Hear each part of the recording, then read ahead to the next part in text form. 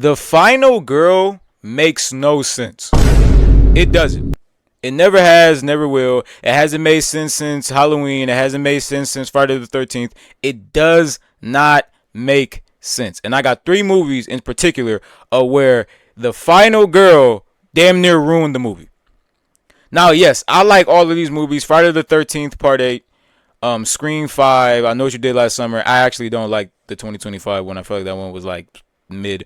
But Friday the 13th Part 8 and Scream 5, I actually like those movies. They were, however, ruined, which I don't want to, I don't really want to say ruined.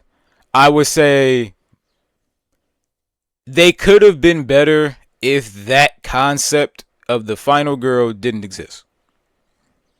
They would have been so much better. And the reason why I say they would have been so much better is, let's start with Friday the 13th, right? So on Friday the 13th Part 8, actually, no. We are going to break down what the final girl is. So this is what the final girl is. This is the definition of a final girl. The final girl is the girl that makes it all the way to the end, beating all the odds, inevitably taking down the killer and like living her life. But she has all the trauma from all of her friends, passing, dying. But she's the last one alive. She's the final girl. Right? So Friday the 13th Part 8. I do not understand how athletes, cops, and like people that are trained to defend themselves have a higher percent chance of dying than the final girl. That makes absolutely no sense. Julius and Rennie. Julius in the movie, Julius, I think Gaw was his last name. He was a boxer, right? He was a pro boxer. He was undefeated. In the movie, he actually was one of the few to make it off of the boat when Jason attacked the boat.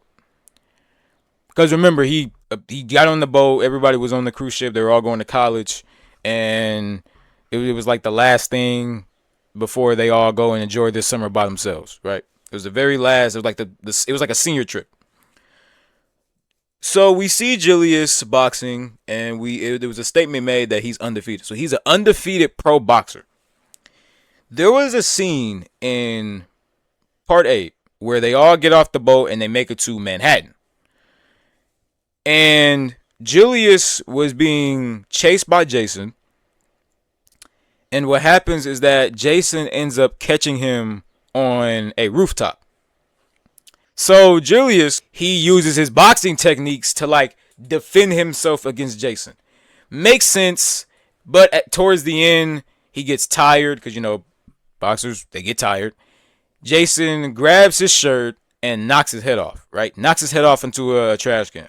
It was like the craziest, one of the most like well-known famous Jason kills of all time. So if he's an undefeated boxer and he's going up to Jason and he's seeing that his punches and his boxing techniques are doing less damage to Jason and more damage to him, then why would he continuously waste his stamina and energy punching Jason instead of just running away?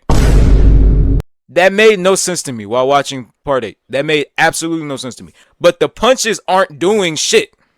They're not doing shit. Yes, it's making him move back, but that's only because the actual director of the movie said that it had to be real punches. So they couldn't script that. Like, it was an actual actual grown man punching another actual grown man. That's why Jason was moving back like that, because that was actually happening. He was actually getting punched. Kane Hodder was really getting punched, the actor of Jason. He was getting punched in the face and punched in the body for the role. Best Jason actor of all time. Sorry. But what was I going to say? Oh, yeah. I got a little sidetracked. While Julius is punching Jason and he's bleeding, because he's punching him so hard that his fucking knuckles starts bleeding, right? If he's punching him over and over again and he's seeing that he's wasting his stamina, wasting his energy, wasting his strength, and his punches are doing more damage to himself than to the person that he's trying to damage, if he's undefeated and knows boxing, why the fuck would he still continuously keep punching Jason knowing that his punches ain't doing shit? What sense does that make? Why would you keep punching something that is eating your punch? Your punches aren't doing a damn thing. So why are you still punching him? Run away. You lost. You lost. He was in such a good physical like prime too. Like you could have ran. You could have ran. Why are you trying to stand your ground? The motherfucker he's eating your punches. You're hurting yourself. Run, nigga. Like that makes no sense. His survival techniques were so fucked up. And that's the thing. Why are athletes and people that are trained to defend themselves survival techniques so fucked up? The final girl has better survival techniques than athletes and people that are training themselves to be like attacked. Why does the final girl have more survival techniques than the athletes and the fighters? It makes no sense. Towards the end, Julius gets his fucking head knocked off from fucking Jason with one punch because the nigga can break through walls and throw people against glass fucking mirrors. Also, there was another scene. And this is me like gauging Jason's strength because this feeds into the Rennie point that I'm finna make. So Rennie was the final girl. She had like curly blonde hair. She was the final girl, right? And they did such a good job because Jason, like I said, Jason normally has Tommy Jarvis as the main character, and Tommy Jarvis can actually he's the only protagonist that they wrote good. He's the other than him and Sidney Prescott. He's the only one that actually has decent writing, very good writing. He was a kid.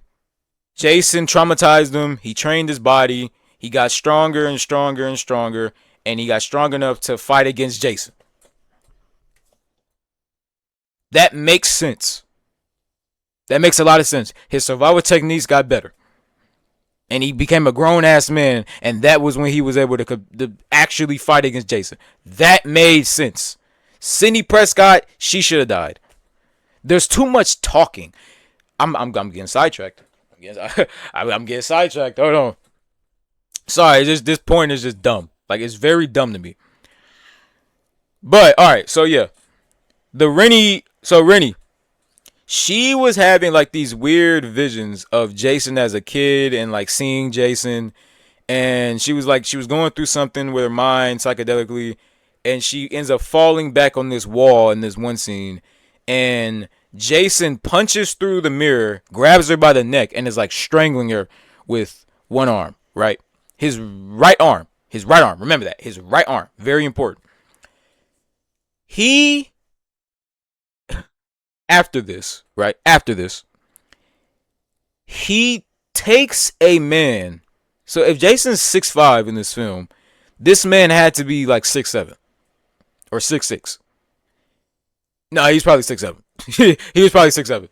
He takes this dude that's 6'7". So Rennie ends up making it off the boat, which she shouldn't have, and she ends up running with the other male that survived. I forgot his name. He was like the nice guy, but she's getting chased by Jason. She goes into this diner in Manhattan. As she's talking to the diner lady to like call the police, Jason breaks through the door and is giving chase to Rennie and her friend. The diner lady is like, okay, this is New York. There's crazy people everywhere. The diner lady gets on the phone and starts trying to call 911 while the cook ends up coming out of the back and trying to like beat up Jason and like get him out. The cook is like, I'm no joke, 6'7". This is a big ass dude. I think he actually played Jason in like a later film. I remember. He's a big ass stunt man. I forgot his name, but he comes out. And he tries to like get Jason out. He walks up on Jason, tries to get him out. Jason picks this man that's bigger than him, lifts him up by his shirt, and slings his ass across the counter, throwing him into a glass mirror and completely knocking him the fuck out. It was before this. While Jason is fighting Julius, he uses his right arm, remember his right arm, to knock Julius's fucking head off. So he has strength on par with like 500 pounds ain't shit to him. It ain't shit. If he's able to just like, do you know how much force and speed you have to generate to knock someone's fucking head off? I'm gonna put it up on the screen. That's how much force you need to knock someone's fucking head off. So whatever that weight is or that amount of force is, just know Jason can generate that much amount of force if he wants to, right? So my thing is this. If he used his right arm to knock Julius's head off, then why is it that he uses the same arm to choke Rennie, and Rennie is actually able to struggle and put up enough fight to grab a knife and stab Jason in the eye?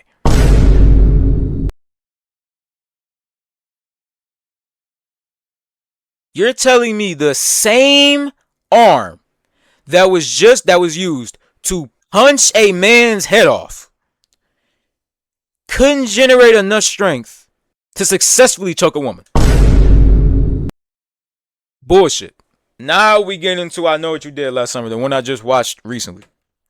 So in I Know What You Did Last Summer 2025, not 1997, there was these two characters, Teddy and Ava. Ava was the final girl. Teddy was like the rich athlete dude, right? He was a rich, strong dude, right? Teddy is 6'5". Ava's like maybe 5'3". No joke. Maybe 5'3". Teddy's strong as shit. He has muscles. Ava doesn't. She's a regular looking little like girl. Regular girl. So the way that Teddy died was like this, right? So they all were aware, like people were dying. They all knew that the fisherman from I Know What You Did Last Summer. What the fuck is it called? Slicker. The fisherman Slicker was chasing them. That sounds like a slur, Slicker, but it's not. I swear. The fisherman Slicker. They knew that the fisherman Slicker was chasing them, was hunting them, because they know what they did last summer. What they did last summer was some guy was driving. Teddy got in front of the car. The dude swerved. He drove his car off of the highway, and he died.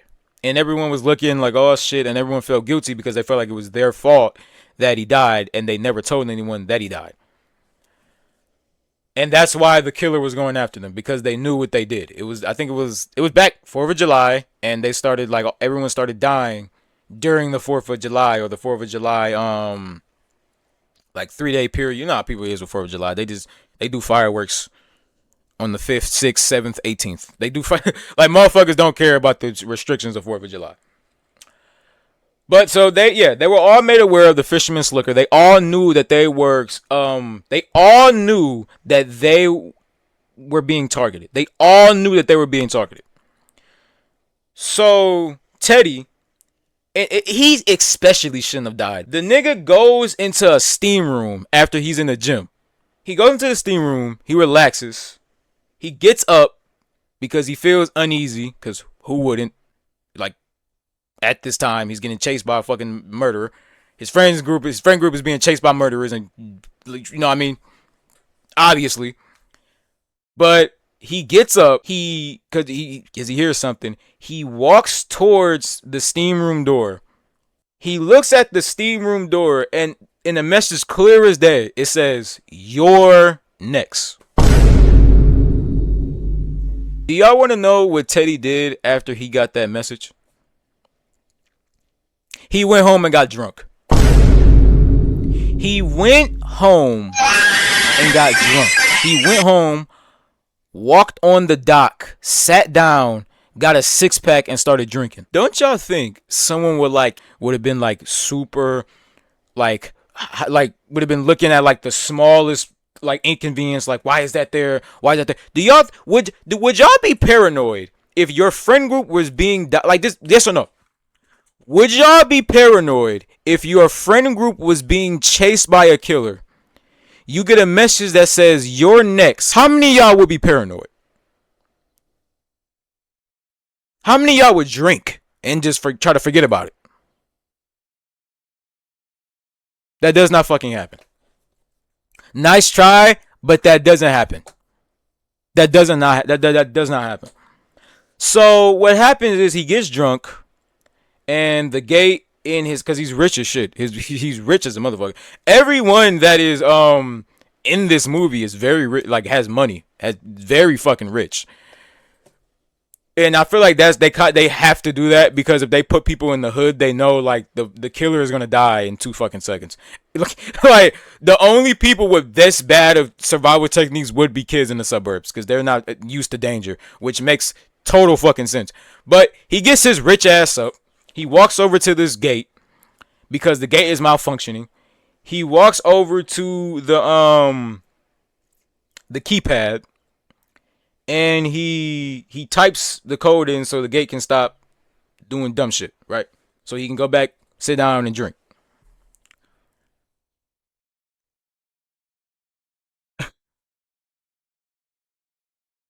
So while he's going to sit back on his chair, he gets stabbed in the back, in the lower back, near the kidney area, from one of the slickers, from the fisherman slicker, right? He turns around, he punches the slicker in the face, and he screams. He's like woo, and he starts like he starts like fucking up the fisherman, or tries to fuck up the fisherman. He takes the fisherman, throws the fisherman slicker against the wall, and he swings at the fisherman. The fisherman slices him, stabs him. They struggle. Teddy ends up falling onto his back, stabbed up, cut up. He tries to kick the fisherman away. The fisherman catches his leg, stabs him in the I remember. I think it was like I think it was like in the knee, behind the knee. Stabbed his ass in the ACL. He stabs him in the knee, right? Teddy then kicks him with the same leg that has a torn, like a stab through ACL. He gets stabbed in the ACL and is still able to move his leg. I don't know where that, I don't know who told them that's how the anatomy works, but that's not how the anatomy works. You get stabbed in the ACL, your fucking leg is done. That leg is done. You're not using that a year rehab. That shit is done. You can't, you will never be the same after some shit like that. But he uses that leg to kick the fisherman back. He gets up, hobbling on one leg. The fisherman swings at him. He knocks the fisherman to the ground, and he spits blood on the fisherman's face. He like headbutted him, all sorts of shit.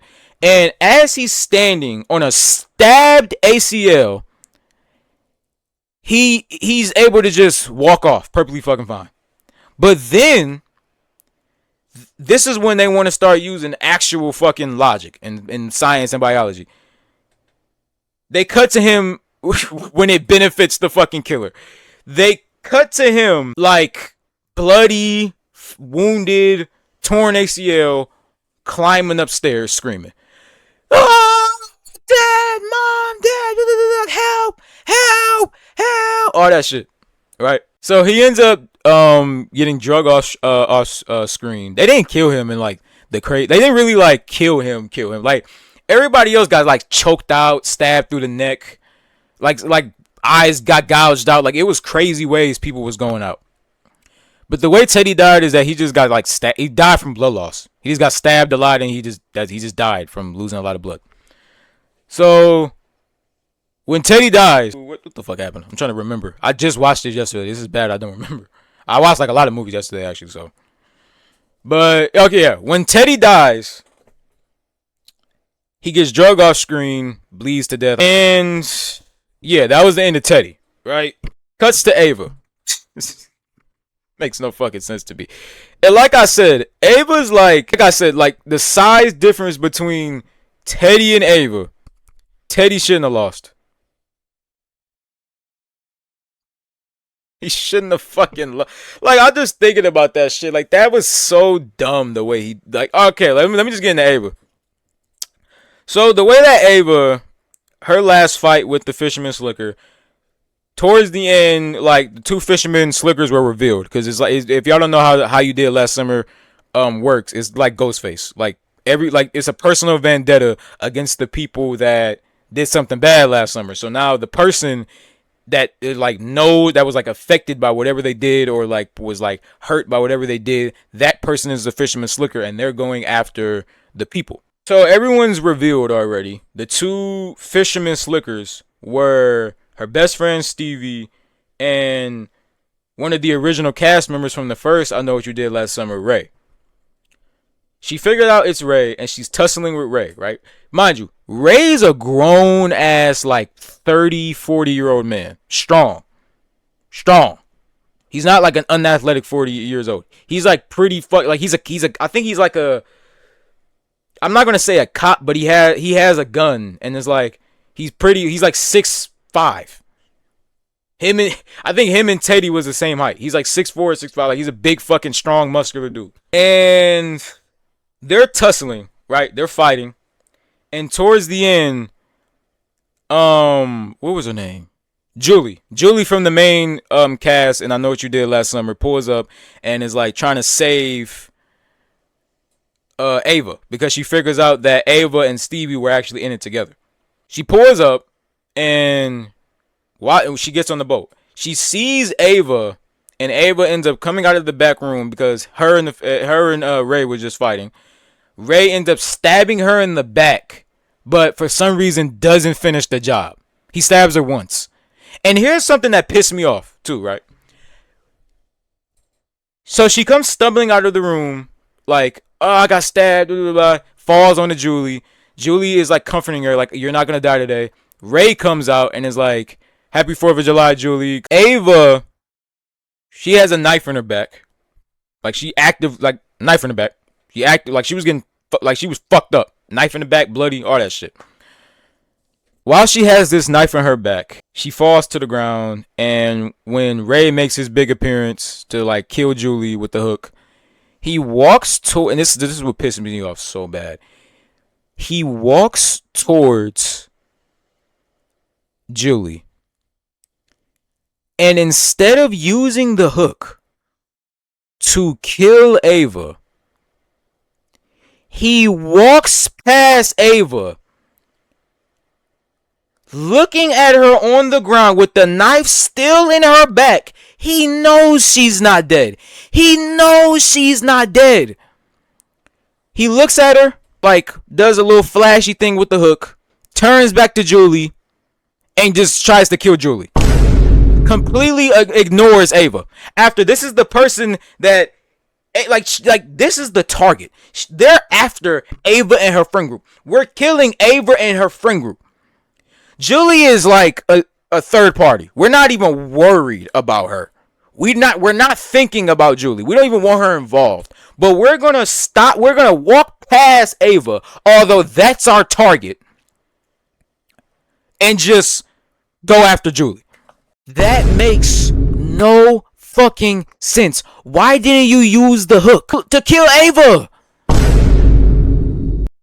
Why didn't you just stab Ava in the neck real quick and then continue with what the fuck you're doing? And then continue with Julie. You would have had, because the way that Ray died is that he got shot in the back with a fucking harpoon gun. So I'm getting upset. And I told myself I wouldn't get upset. But this shit is so dumb.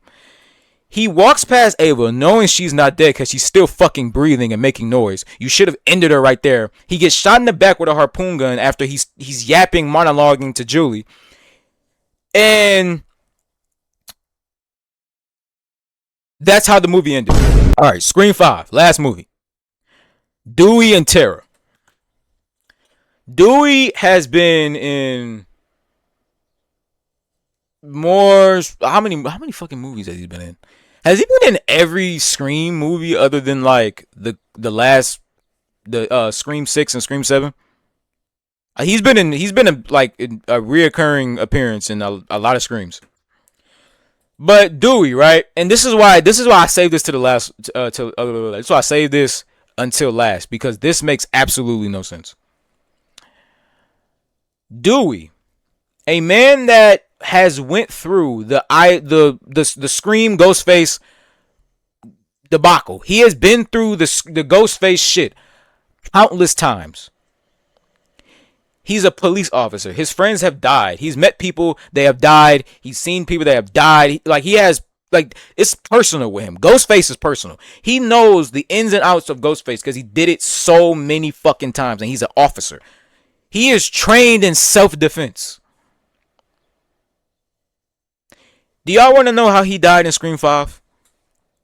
He beats Ghostface. He gets everyone into the elevator, and he's about to leave. Before he leaves, he says, "You got to shoot him in the head."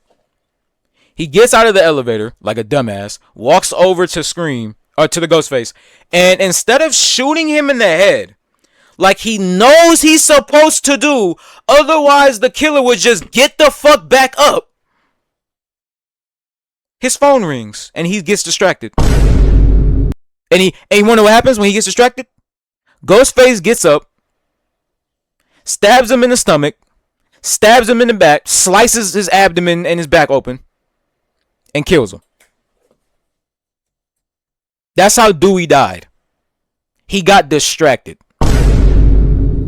He got distracted. As a police officer, you are trained to handle every situation with caution. You know getting distracted could cost you your life. You're a officer. And on top of you being an officer, you've been through this before. You've done this before. You know the type of games that play. You know the bullshit that can happen. So why are you not prepared? That made no sense. You could, like, the phone ring, was it really that much? You could have just shot the motherfucker and then picked up the phone. You knew they normally have fucking bulletproof vests on. Movies like that. Oh my gosh. We gotta move on to Terror. But yeah, Dewey dies. Dumb. Anyone that should have the best survival instincts. He should have better survival instincts than Sidney fucking Prescott. He should have better survival instincts and techniques than Sidney fucking Prescott. Now, let's go to Tara. Tara is the little girl of... Let me look up her name. Sam. I don't even need to look it up. Sam. Sam Carpenter, Tara Carpenter. I think they're Billy Loomis's daughters, if I'm not mistaken. Yeah. I think they're Billy Loomis's daughters, right? The way that Tara, and here's why this movie pisses me off a lot too, is because Tara should have died, but she didn't. So the first on-screen, or the second, she was the second one. The second on-screen death was, where we presumed the second on-screen Ghostface attack. Tara is on the phone and Ghostface is doing his Ghostface shit. He's on, "What's your favorite scary movie? If you play the game, then blah blah blah." And she's like, "Okay, I'll play the game." Blah blah blah. And she's playing the game with Ghostface, and Ghostface ends up getting in. As she's fighting Ghostface, she gets stabbed. I don't know how many fucking times. So, first she gets stabbed in. She gets stabbed in the stomach. Yeah, she gets stabbed in the stomach first. She jumps off of the knife, or kicks Ghostface back. She gets stabbed in the stomach. She kicks Ghostface back. She's fighting with Ghostface. She falls to the ground. Did she get stabbed? She got stabbed a lot. I just remember she got stabbed a lot. She gets stabbed in the stomach. She fights off of Ghostface. She gets knocked to the ground. Yeah, no, she gets knocked to the ground. And what happens is that Ghostface ends up stepping on her ankle and breaking it, right? She turns around screaming, and the knife ends up going through. She tries to parry the knife, but her hand wasn't she tried to parry her knife with her hand. The knife ends up going through her hand, and she's trying to put she gets the knife off of her and kicks Ghostface off, right? She crawls to the door trying to get help because she's fucked up, and as she's crawling to the door, Ghostface takes the knife that he's been using to gut her ass up and stabs her in the back multiple fucking times, and takes the knife and slashes it across her, or whatever the fuck, and the scene cuts to her being in the hospital. If that was anybody else, do y'all think they would have survived? No, it wouldn't have, because Dewey died. Dewey died from the same shit. So how is it that Tara survives and all she gets is a hospital visit, but Dewey dies? How? How? She ends up making it all the way into the end of the movie and ends up shooting the girl and killing her. She killed the ghost face at the end. But yeah. Peace. Fatality. You win. Perfect.